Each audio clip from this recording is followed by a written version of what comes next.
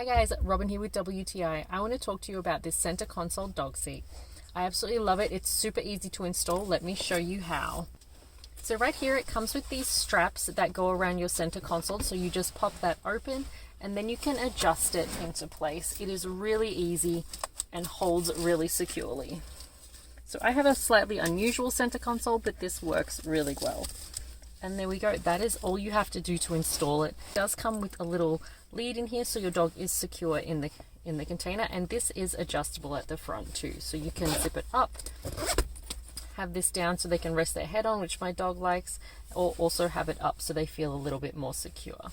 The cover is fully removable as well, which is great, and it has an additional cushion here, so if it is a little too high for your dog, you can always take that out and put something else in. But my dog loves it. It's made car rides a lot easier because he's not trying to squirm and sit on my lap while I drive. So guys, I really love it. As you can see, my dog absolutely loves it too, which is the most important part. Makes driving around a lot easier than him trying to climb on our laps or trying to look out the window, as he is safe and secure and can also have a really nice view of stuff. So I love it. I highly recommend it. It's a very quality product, but that's just my point of view.